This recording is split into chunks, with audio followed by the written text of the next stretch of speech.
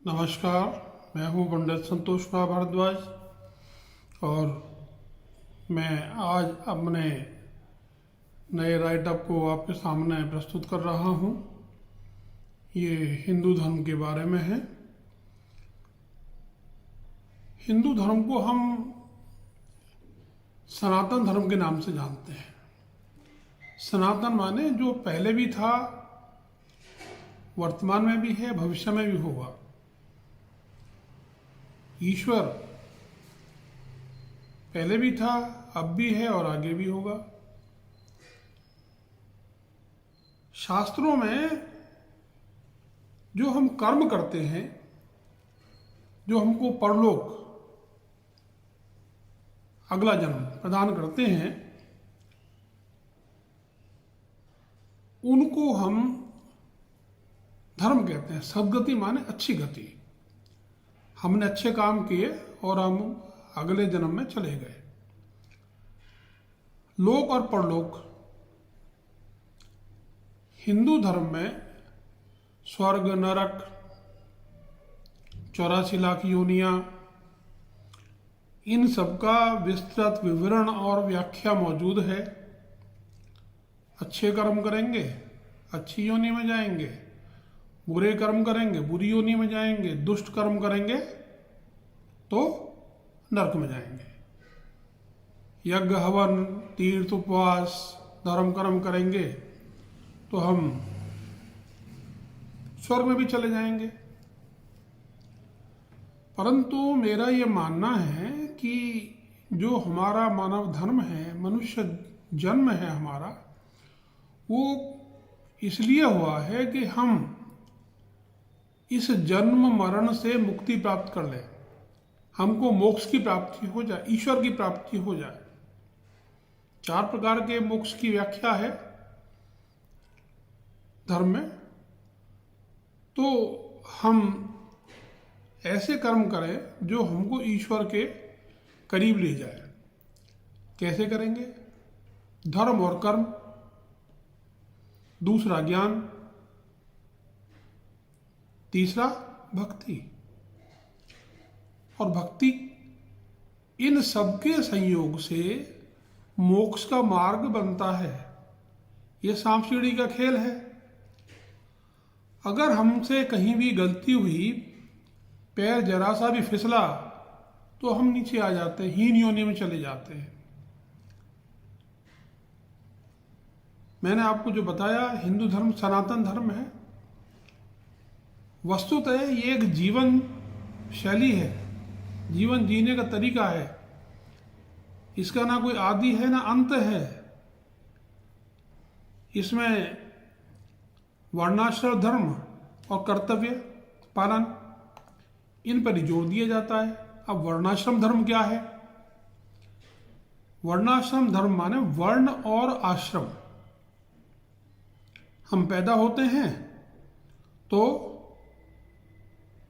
पहली जो हमारी सीढ़ी है वो है ब्रह्मचारी, 0 से 25 वर्ष। दूसरी सीढ़ी है हमारी गृहस्थ, 26 से 50। तीसरी सीढ़ी है वानप्रस्थ और चौथी सीढ़ी है संन्यास। इनकी विस्तृत व्याख्या मैंने की है अपने ब्लॉग्स के अंदर, बहुत डिटेल में लिखा है। अब वर्ण क्या है? 4 प्रमुख वर्ण हैं, ब्राह्मण, क्षत्रिय, वैश्य और शूद्र। मैं बिल्कुल स्पष्ट बता दूं, शास्त्रों में लिखा हुआ है, मनुस्मृति में भी लिखा हुआ है कि मनुष्य का वर्ण उसके कर्म से निर्धारित होता है, ना कि जन्म से। 2 वर्ण और हैं। 5वां है निषाद, 6ठा है मल्लेच। मल्लेच जो है, इनके अंदर एक कैटेगरी यहूदी, यहूदी के बाद हुए ईसाई, और उनके बाद भी एक और कैटेगरी पैदा हो गई, इस्लाम। ठीक है? इस प्रकार ये वर्ण व्यवस्था हुई। इनके अलावा चित्रगुप्त जी की जो संतानें हैं, हम जिनको कायस्थ कहते हैं, इनको भी एक अन्य वर्ण माना जाता है। वस्तुतः वो क्षत्रिय में आते हैं, मगर उनका खाना पीना कार्यकलाप पिछले 1000 साल में कुछ इस तरह का हो गया था कि छात्रवृत्ति उनके अंदर रही ही नहीं, परंतु हकीकत में वो क्षत्रिय वर्ण में आते हैं। अब मैंने यहूदियों को भी हिंदू धर्म का हिस्सा बताया, उसके पीछे कारण है। जूहू नाम की पत्नी थी देवगुरु बृहस्पति की, उनसे जो पैदा हुए वो कहलाए यहूदी, ज्यूज, यहूदी कहलाए वो लोग। इसका भी मैंने विस्तार से वर्णन किया अपने ब्लॉग्स के ऊपर। मैंने आपके सामने अभी मनुस्मृति के बारे में कहा। मनुस्मृति में धर्म के 10 लक्षण बताए गए हैं, और ये 10 लक्षण जो हैं, इनमें पहला है धैर्य, दूसरा क्षमा, तीसरा संयम, अस्तेय पवित्रता, इंद्रिय निग्रह, control over the sense organs, inner self, mind, psyche, heart, brain. एक है धी, बुद्धि, इंटेलिजेंस, विद्या, सत्य, क्रोध न करना। श्रीमद् भागवत में धर्म के 30 लक्षण बताए गए हैं। सत्य, दया, तपस्या, शौच, तितिक्षा, उचित अनुचित का विचार यानी ज्ञान, मन का संयम, इंद्रियों का संयम या निग्रह, अहिंसा, ब्रह्मचर्य, त्याग, स्वाध्याय, सरलता, संतोष, समदर्शी महात्माओं की सेवा, धीरे धीरे सांसारिक भोगों की चेष्टा से निवृत्ति, अभिमान, पूर्ण कार्यों का फल उल्टा ही होगा, इस विचार को धारण करना, मौन, आत्मचिंतन, प्राणियों को अन्न आदि का यथा योग विभाजन वितरण, उनमें विशेष करके मनुष्यों में अपनी आत्मा और इष्ट देव का भाव। ईश्वर तो सब में मौजूद है, आप में भी है, मेरे में भी है। जिस प्राणी को हम तुच्छतम मानते हैं, अमीबा वगैरह, उनमें भी मौजूद है। संतों का परम आश्रय, भगवान श्री कृष्ण के नाम, गुण, लीला आदि का श्रवण, कीर्तन, स्मरण, उनकी सेवा, पूजा, नमस्कार, उनके प्रति दास्य भाग रखना, सख्य, साथी, प्रेमी और आत्म समर्पण, ये 30 प्रकार का आचरण मनुष्य का परम धर्म है। इसके पालन से परमात्मा प्रसन्न हो जाते हैं। यह उपदेश प्रहलाद जी ने अपने बाल्यकाल में अपने सहपाठियों को दिया, और उन्होंने यह सब कुछ नारद जी के द्वारा अपनी माताओं को कहते सुना जब वे गर्भ में थे। हम ऋग्वेद की बात करते हैं तो ऋग्वेद में तो कहा गया है कि नियम, व्यवस्था, सिद्धांत या आचार ये धर्म के अंग हैं, प्रमुख अंग हैं। वेदों में डिटेल में कहा गया वसुधैव कुटुंबकम, पूरी दुनिया हमारा घर है, हर प्राणी हमारा भाई बंधु बांधव है, हमारा कोई दुश्मन नहीं है। महाभारत के शांति पर्व में कहा गया है कि धर्म अदृश्य फल देने वाला है, हमको नहीं पता पड़ता, पर यह निश्चित है कि फल होता है। हम जो भी कर्म करते हैं फलेच्छा से करते हैं। काम करेंगे तो भाई सैलरी मिलनी चाहिए, इनाम मिलना चाहिए, प्रशंसा होनी चाहिए।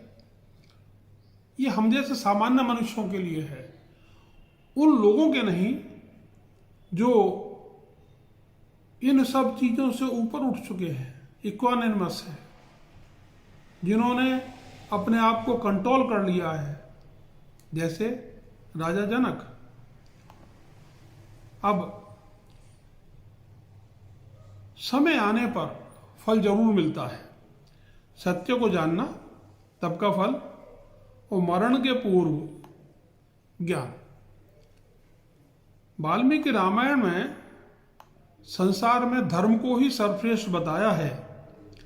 धर्म में ही सत्य की निष्ठा है। भगवान श्री राम कहते हैं, धर्म का पालन करने वाले को माता पिता, ब्राह्मण और बच्चों का, गुरु का पालन अवश्य करना चाहिए। मैंने बच्चों कहा, ये तो हर गृहस्थ का कार्य है। मनुस्मृति में कहा गया है कि धर्म उसका नाश कर देता है जो धर्म का नाश करता है। धर्म रक्षण करता है, रक्षा करता है, इसलिए धर्म की रक्षा का प्रयास हमको अवश्य करना चाहिए। धर्म का नाश ना करें। धर्म का नाश सर्वनाश को जन्म देता है। हिंदू धर्म में 9 चिन्ह प्रमुख हैं: शंख, चक्र, गदा, कमल, ध्वजा, ओम, स्वास्तिक, त्रिशूल और कमल। तो इसके अलावा हम आगे देखते हैं कि सृष्टि की जो रचना हुई है वो परब्रह्म परमेश्वर से हुई है, ईश्वर से हुई है। अब ईश्वर के अनंत अवतार हो चुके हैं और अनंत अवतार होंगे। पृथ्वी अनेकों बार नष्ट नहीं हुई। इसके ऊपर से सृष्टि समाप्त हो चुकी है और फिर से पैदा होती है। अनेकों ब्रह्मांड हैं, अनंत ब्रह्मांड हैं, एक नहीं है। परंतु आत्मा एक ब्रह्मांड से दूसरे ब्रह्मांड में जा सकती है, एक लोक से दूसरे लोक में जा सकती है। मैं अगर आज ब्राह्मण हूं तो मैं अपने किसी पूर्व जन्म में शूद्र भी होऊंगा। मैं एक जन्म में बंदर भी हो सकता हूं, मैं एक बंदर जन्म में घोड़ा भी हो सकता हूं और गंधर्व भी हो सकता हूं। मेरा ऐसा मानना है। तो मनुष्य के अंदर आत्मा जो है ये ईश्वर का अंग है। ईश्वर ने हमको पैदा किया है, हम आत्मा है, वो परमात्मा है। छोटे से छोटे, तुच्छ से तुच्छ प्राणी में ईश्वर का वास है आत्मा के रूप में। हमें किसी को तुच्छ प्राणी नहीं मानना, किसी को तुच्छ नहीं समझना। क्यों? कि वो ईश्वर का ही तो हिस्सा है और ईश्वर सर्वोपरि है। अब हमारी पृथ्वी के ऊपर ईश्वर के 3 प्रमुख रूप दिखाई देते हैं: ब्रह्मा जी, भगवान श्री हरि विष्णु और भगवान शिव, महादेव, महेश। इसको त्रिनिटी बोलते हैं, ट्रिनिटी। 3 रूप हैं। ब्रह्मा जी पैदा करने वाले हैं, भगवान श्री हरि विष्णु पालनहार हैं और महेश सृष्टि का विनाश करते हैं। अब जो महेश हैं, भगवान शिव हैं, ये आदिदेव महादेव भगवान सदाशिव के अंश हैं। सबकी एक निश्चित आयु है, हर किसी को जाना है, आवागमन है। ये तो भगवान सदाशिव, इनकी आयु 8 परार्ध। भगवान विष्णु की आयु 4 परार्ध। ब्रह्मा जी की आयु 2 परार्ध। इसका मतलब आवागमन है, हर किसी को जाना है। 33 करोड़ देवता हैं। मैं देख रहा हूं कुछ लोग लगातार व्याख्या करते हैं कि तो 33 कोटि देवता। मैंने बहुत विस्तार से बताया है आपको। 33 कोटि का मतलब मैंने लिस्टिंग की है और काफ़ी देवताओं का नाम दिए हैं, प्रमुख देवताओं के, जिनकी गिनती 100 सवा 100 से ऊपर भी है। तो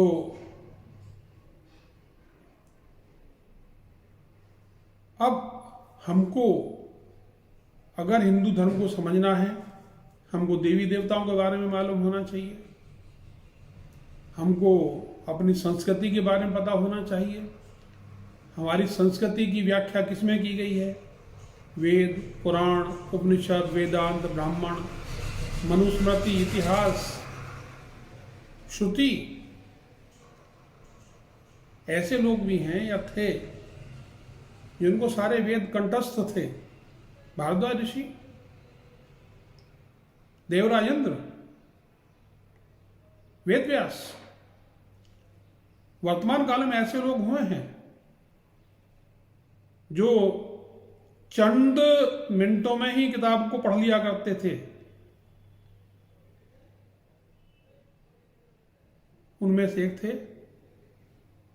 नरेंद्र, दूसरे हरदयाल। नरेंद्र माने विवेकानंद। रामायण, महाभारत और श्रीमद् भागवत गीता अद्भुत ग्रंथ हैं। हम केवल स्टोरी करके पढ़ते हैं, परंतु जब मैं उसको धीरे धीरे पढ़ता हूं, सार समझ में आता है। Mahabharata, it's a wonderful book on human relations and administration, परस्पर संबंध और प्रशासन। अद्भुत किताब है रामायण। ईश्वर का अवतार हुआ, क्यों हुआ, क्या भेद था, ये सब बताता है। और Shrimad Bhagavad Gita really a wonderful book. एक एक श्लोक में ज्ञान भरा है। एक नाम और लूंगा केवल, चाणक्य। आचार्य चाणक्य ने विदुर नीति, भगवान श्री राम की नीति, भगवान श्री कृष्ण की नीति, इन सबको इकट्ठा करके एक अद्भुत बुक लिखी, चाणक्य नीति। वैसे तो कौटिल्य का अर्थशास्त्र भी है। हम चाणक्य नीति को और कौटिल्य के अर्थशास्त्र को धर्म ग्रंथ में नहीं मानते, परंतु हकीकत यह है कि they are wonderful books. Hindu धर्म के लिए मैंने इतना कहा। नमस्कार, बहुत बहुत धन्यवाद। फिर मिलेंगे शीघ्र ही, और मैं फिर से आगे कोशिश करूंगा आपके सामने थोड़ी और व्याख्या करने की।